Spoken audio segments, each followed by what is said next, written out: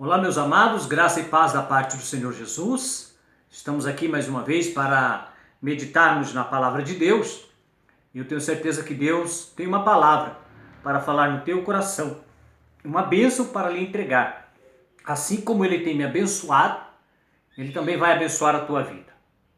Eu queria ler para os irmãos uma palavra que se encontra no Evangelho de João, no capítulo de número 11, que nos diz assim: Estava então enfermo um certo Lázaro, de Betânia, aldeia de Maria e de sua irmã Marta. E Marta era aquela que tinha ungido o Senhor com unguento e lhe tinha enxugado os pés com os seus cabelos, cujo irmão Lázaro estava enfermo. Mandaram-lhe, pois, suas irmãs dizer: Senhor, eis que está enfermo aquele que tu amas. E Jesus, ouvindo isto, disse: Esta enfermidade não é para a morte, mas para a glória de Deus, para que o Filho de Deus seja glorificado por ela. Meus amados irmãos, o que nós temos aqui? Uma história bastante conhecida, bastante ministrada. Possivelmente eu falo com pessoas que já pregaram nesta passagem. Possivelmente Deus já tenha usado você para abençoar outras pessoas, ministrando algo baseado nesta passagem. Mas existe aqui um detalhe que possivelmente passou desapercebido por muitos. E eu queria meditar contigo justamente sobre isso. O que Jesus disse para os mensageiros. Observe, por gentileza, que os mensageiros vieram de Betânia e chegaram até Jesus e falaram para eles assim: Jesus, está enfermo aquele a quem o Senhor ama, o seu companheiro, teu amigo está enfermo. E a Bíblia vem nos dizer que Jesus fala: esta enfermidade não é para ele morrer, é para a glória de Deus. Perceba aqui, meus amados, que parece que existe um paradoxo nessa passagem. Parece algo meio contraditório. Uma enfermidade para a glória de Deus. A aparência que temos é que vem uma miséria, vem uma angústia, vem um motivo de extrema tristeza para glorificar o nome de Deus. A aparência que temos é isso. Nós que conhecemos a história, nós sabemos o desfecho dela, sabemos como que vai acabar, sabemos que tudo fica bem. Mas tenta imaginar comigo a situação dos discípulos. Estavam do lado de Jesus, viram os mensageiros chegando, viram os dois conversando, e Jesus ainda fica 2 dias no lugar onde ele está. Tente pensar comigo. Os discípulos conversando entre si, se acotovelavam: rapaz, olha, o amigo dele está enfermo, o amigo dele está doente, ele falou que não é para morrer, mas ele parece que está sossegado, ele parece que está tranquilo, parece que ele não está preocupado. Passados 2 dias, Jesus chama os discípulos e diz para eles: vamos para Betânia. Houve aquela conversa, que você conhece a história. Então Jesus revela assim: olha, nosso amigo Lázaro morreu. E a Bíblia diz que eles caminharam aparentemente 3 quilômetros de Jerusalém até Betânia.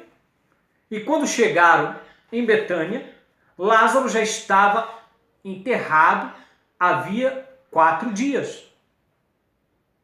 Então, meus amados, mais uma vez eu te peço, pense comigo. Os discípulos se entreolhando e, quem sabe, cochichando, conversando. Olha, mas ele não disse que não era para a morte? E agora? Ele não disse que era para a glória de Deus? E agora? Aparentemente tudo está findado, aparentemente acabou, não tem recurso, não tem o que fazer. Aparentemente é o fim. Não há condições físicas e emocionais para glorificar a Deus em meio a essa situação. Porque o cenário era um cenário de fúnebre. Era tristeza, era choro. Era choro, literalmente. Veja bem comigo, irmãos. Veja o que a Bíblia Sagrada nos diz aqui. Olha aqui, versículo de número 33. Jesus, pois, quando a viu chorar, e também chorando os judeus que com ela vinham, moveu-se muito em espírito e perturbou-se. Então, irmãos, a situação era difícil, era complicada, mas Jesus disse que era para a glória de Deus. Então vem uma pergunta para nós: como glorificar a Deus em meio a estas dificuldades? Como glorificar a Deus em meio à morte? Como glorificar a Deus em meio às doenças? Como glorificar a Deus em meio às adversidades? Estes problemas que parece que não vão ter fim? Estas perseguições que surgem para todo lado? Como glorificar a Deus em meio a tudo isso? A resposta para esta pergunta é simples. Reconhecendo a soberania de Deus. Deus, ele é soberano, ele é grande, ele é eterno, ele faz o que ele quer, ele tem vontades. E quando nós falamos que Deus tem vontade, eu preciso te informar que Deus tem a sua vontade própria e tem a sua vontade permissiva. Observe comigo. Você se lembra da história de Abraão, quando ele estava pedindo um filho para Deus? Deus prometeu a ele que ele teria um filho. É óbvio, e a Bíblia vem nos dizer em Gênesis capítulo de número 15, versículo de número 13. Então disse a Abraão: saiba de certo que peregrina será a tua semente em terra que não é sua, e servi-los-ão e afligi-la-ão 400 anos. Irmãos, Deus estava dizendo para Abraão que a descendência dele seria peregrina em uma terra que não era deles e que eles seriam escravos. Literalmente, o que Deus estava dizendo para Abraão é: Abraão, a sua descendência vai ser peregrina no Egito e eles vão ficar escravos no Egito por 400 anos. Sim, Deus estava falando que eles seriam escravos, a escravidão do Egito. Era isso que Deus estava falando. Observe que Abraão teve Isaac, Isaac teve Jacó, Jacó teve os seus 12 filhos, José era o 11º dele, depois de José, já lá no Egito, que foi governador, depois ele morreu, depois da morte de José, passado um tempo, levantou-se outro faraó que não conheceu a história de José e escravizou o povo.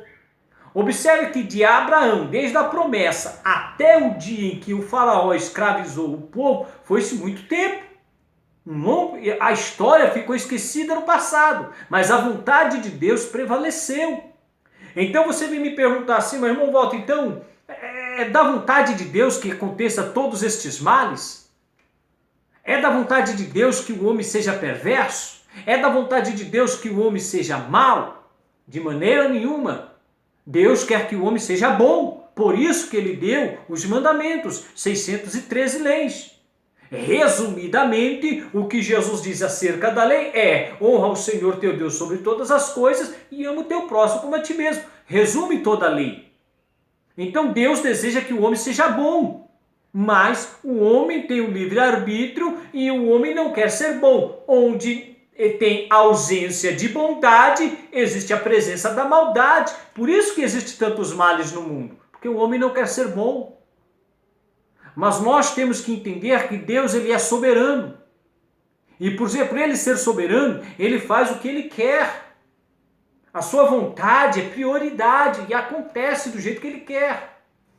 Vejamos, mais uma palavra interessante também, 1 Tessalonicenses, capítulo de número 1, quando Deus quer, Deus faz. Perdão, 1 Tessalonicenses capítulo 4, versículo 3. Porque esta é a vontade de Deus, a vossa santificação, vontade própria de Deus. Deus quer que todos nós busquemos a santificação. A Bíblia diz que Deus amou o mundo, todos, para que todos pudessem ser salvos. Mas infelizmente nem todos aceitam, nem todos querem. E a vontade de Deus, ela continua, ela permeia. Mais um versículo acerca da vontade própria de Deus. Primeiro livro de Coríntios, capítulo 1, versículo 1. Paulo, chamado apóstolo de Jesus Cristo, pela vontade de Deus. Entendeu?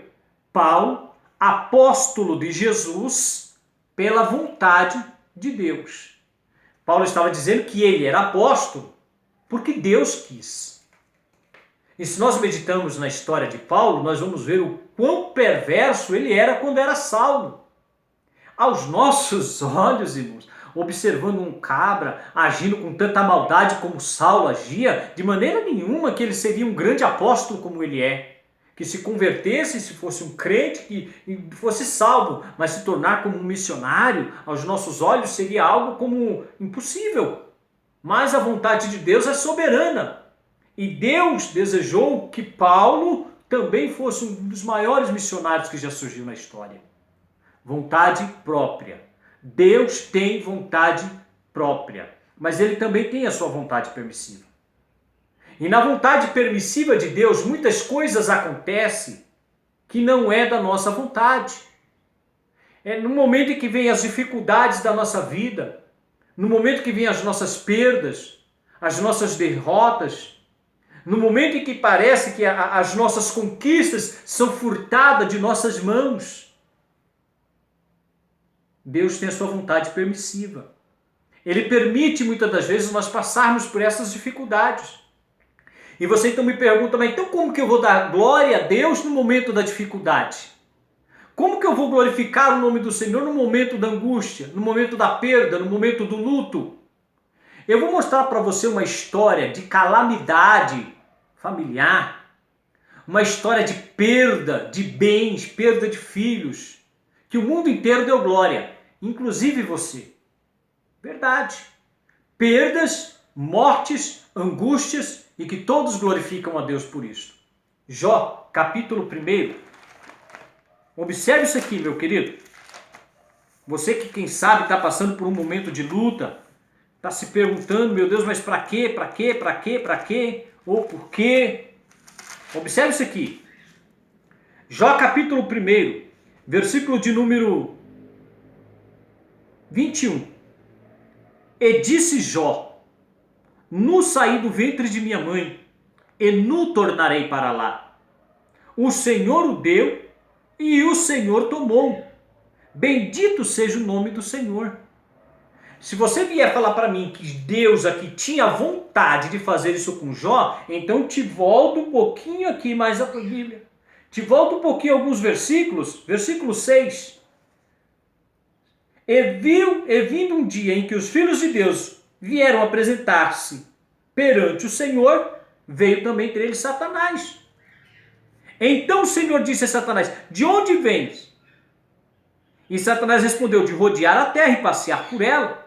E disse o Senhor: observaste meu servo Jó? Porque ninguém há na terra semelhante a ele, homem sincero, reto, temente a Deus e se desvia do mal. Olha aqui. Então respondeu Satanás e disse: porventura teme Jó a Deus e balde? Porventura não cercas tu de bens a ele e a tua casa e a tudo quanto tens? A obra de sua mão abençoaste e o seu gado está aumentado na terra. Quer dizer, até aí está tudo bem. O Senhor está abençoando ele está adorando o Senhor. Tudo que ele te pede, o Senhor dá. Aí está tudo bem. Glorificar o teu nome assim é fácil. Ser fiel ao Senhor desse jeito é fácil. Adorar a Deus quando tudo vai bem, meu querido, você adora. Eu adoro, glorificamos. Mas adorar a Deus... Observe isso aqui, amado. Versículo 11. Mas estende a tua mão e toca-lhe em tudo quanto tens, e verás se não blasfema de tua face. Quer dizer, vai lá, toca. Toca tudo diante dele. Olha só, verso 12. E disse o Senhor a Satanás: eis que tudo quanto tem está na tua mão. Somente contra ele não estenda a tua mão. E Satanás saiu da presença do Senhor. Deus permitiu que Satanás saísse e viesse para acabar com a alegria de Jó. Deus permitiu que Satanás destruísse os bens de Jó. E você glorificou a Deus, né? Você adorou o nome de Deus, né? Claro que nós dizemos adoramos a Deus por causa da bênção que Deus deu a Jó, mas óbvio que Deus abençoou a Jó. Adoramos a Deus por causa do final da história, mas para ver o fim da história precisou do começo da história. Precisou da permissão de Deus. E Deus permitiu. Meu querido, eu entendo neste momento que muitas vezes nós estamos passando por dificuldades, por momentos tristes, momentos de angústia, momentos de luto. Deus permite isso na nossa vida. Mas não é para nós murmurarmos, é para nós glorificarmos. O versículo que nós lemos aqui, de número 21, quando Jó ele levanta, ele fala, olha, nu eu saí do ventre da minha mãe e nu eu tornarei para lá, o Senhor o deu e o Senhor tomou. Jó estava glorificando o nome de Deus pelas perdas que ele teve. Tudo que nós temos, irmão, nós só temos porque Deus nos deu. Você não tem nada adquirido por si próprio. Deus te abençoou, Deus te deu, Deus permitiu que as bênçãos chegassem na tua vida. E se de repente as dificuldades estão batendo na tua porta, é Deus que está permitindo. E por que Ele permite isso tudo? É porque Ele gosta de ver você sofrer? Não! Você vai entender que existem propósitos na vontade de Deus. Sim, propósitos na vontade de Deus. Por exemplo, o propósito de Deus na escravidão dos hebreus é que o evangelho, é que Deus, o conhecimento de Deus chegasse até nós. Como que nós conheceríamos a Deus se não partisse do Egito? Deus desejou a escravidão no Egito para que Moisés surgisse na história, para que Moisés registrasse a história e para que nós conhecêssemos o andamento que veio de lá até aqui, que chegou em nossas mãos, conhecemos o Evangelho, glorificamos a Deus, adoramos a Deus pelos milagres que Ele fez lá no Egito, não é assim? Você não dá glória a Deus pelo que o mar se abriu? Você não dá glória a Deus porque Deus livrou os hebreus de morrerem na praga lá da morte? Os egípcios morreram, mas os hebreus viveram. Você não deu glória a Deus porque os hebreus tinham água potável enquanto os egípcios só tinham sangue? Deus tem os seus propósitos e o propósito de Deus é que o nome dele venha a ser glorificado. E tudo acontece mediante a vontade dele. É do jeito que ele quer. É para a honra e a glória dele, é para o louvor dele. Eu tenho certeza que Deus tem uma bênção para entregar nas tuas mãos. E a bênção virá quando da tua boca fluir o louvor, quando fluir a adoração. Porque enquanto nós estivermos murmurando, as bênçãos de Deus estão sendo prolongadas. Nós levaremos mais tempo para conquistá-la justamente por causa de nós. Pelo nosso egoísmo, pela nossa arrogância, pelo nosso orgulho. Isso afasta a bênção de nós. Você se lembra da mulher do fluxo de sangue? A Bíblia diz que ela gastou tudo que ela tinha. Depois que ela gastou tudo que tinha, que ela recorreu a Cristo. Se nós recorrermos primeiro em Cristo, se nós esperarmos primeiro em Cristo, a nossa vitória ela é certa, ela é garantida, ela é mais rápido. E nós teremos condições de glorificar a Deus em meio às dificuldades, reconhecendo a soberania de Deus. Agora olha comigo, observe o que está acontecendo na história. A pandemia que nós estamos vivendo, estamos cercados, estamos presos dentro de casa, quarentena. Você já parou para pensar que durante esta quarentena muitas famílias estão mais próximas? Você parou para meditar que durante esta quarentena muitas pessoas estão lendo mais a Bíblia? Muitas pessoas estão se dedicando mais em oração? Está havendo um avivamento espiritual. Você já parou para pensar nisso? Deus tem um propósito nisto tudo. Se Deus permitiu que houvesse esta dificuldade, é porque Ele tem um propósito. E hoje, irmãos, nós não entendemos, mas vai chegar um dia que nós vamos entender. Vai chegar uma oportunidade que alguém vai dizer que houve uma época no Brasil que pessoas estavam se ajoelhando no meio da rua e orando a Deus, pedindo a Deus um livramento. Isso é o quê? Isso é um despertamento espiritual. Meu irmão, Deus tem um propósito em tudo. Mesmo na dificuldade, Deus tem um propósito. Mesmo que haja morte, Deus tem um propósito. Observe aqui, vamos voltar lá para Lázaro. Observe o propósito de Deus aqui, irmãos. Jesus então chama e manda tirarem a pedra que estava tapando. O cheiro estava forte. As pessoas não queriam tirar a pedra. E eu acredito que se ninguém tirasse pedra, Jesus daria um jeito para aquela pedra ser rolada. Não me pergunte como, que eu não consigo te explicar. Milagre não se explica.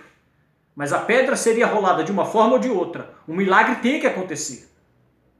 Então, depois da pedra removida, primeiro tem que remover a pedra. Primeiro, algo que impede Cristo operar tem que ser removido. Seja murmuração, seja falta de fé, algo tem que ser removido. Depois de algo ser removido, Jesus diz: Pai, graça te dou, por me haveres ouvido. Graça te dou, porque me haveres ouvido. Eu bem sei que sempre me ouves, mas eu disse isso por causa da multidão. Olha essa palavra, multidão. Não era por causa dos discípulos, era por causa da multidão. Por quê? O que tinha multidão? Para que creiam que tu me enviaste. Muitos já não acreditavam mais. E foi necessário Lázaro morrer, as irmãs chorarem de dor, a multidão chorar, se compadecendo pela dor que elas estavam passando, para que no momento quando alguém dissesse, não tem mais jeito, não há mais condições de acontecer nada, a pedra foi removida e naquele exato momento Cristo diz assim: Pai, eu te dou graça, eu te agradeço porque o Senhor está me ouvindo. Ele precisava, não precisava, porque Deus sabia. Mas a multidão ainda não estava acreditando. Alguém, quem sabe, estava dizendo: o que esse homem quer aí? Mandar tirar essa pedra, o que ele está querendo aí? O que Jesus quer com esse defunto? O que Jesus quer com esse esquife? Acabou, não tem mais esperança para ele, já morreu. Era melhor deixar quieto, essa pedra tapada, está fedendo. E daquele esquife, Jesus faz uma testemunha viva, meu irmão. Daquele homem que estava morto, Jesus fez uma testemunha viva, você está entendendo? E Jesus falou assim: Pai, eu sei que o Senhor me ouve, mas eu estou falando isso aí por causa desse monte de gente aqui, ó, para que eles acreditem no Senhor. Para que eles acreditem que o Senhor me enviou. E através da ressurreição de Lázaro, eu e você hoje damos glória a Deus. Através da ressurreição de Lázaro, nós adoramos. Quantas pessoas não fazem hinos aí, através dessa obra, que tira lágrimas de muitas pessoas? O nome de Deus sendo glorificado. Meu querido, eu profetizo bênção de Deus na tua vida. Eu não sei qual é o momento que você está passando, qual é a dificuldade que você está enfrentando. Quem sabe você está chorando pela noite, pela madrugada, passa o dia aí se lamentando, se angustiando. Mas eu quero te dizer que Deus tem uma bênção preparada para a tua vida. E a hora, meu amado, é esta. Basta você remover aquilo que está impedindo você de adorar a Deus. Precisa remover aquilo que impede você de glorificar a Deus, mesmo na dificuldade, mesmo na angústia, mesmo diante de tantos problemas. Glorificar o nome de Deus. Depois de glorificar o nome de Deus, o milagre vai chegar. E as bênçãos vão chegar. em nome de Jesus. Amém, meu querido? Eu profetizo em nome de Jesus, bênção de Deus sobre a tua vida, restauração de Deus sobre a tua vida. Eu profetizo em nome de Jesus que a tua alegria será restituída para a honra e para a glória do nome do Senhor Jesus. Que Deus em Cristo Jesus te abençoe, meu amado. Deixo aqui o meu abraço, conte com as minhas orações. Fique na paz.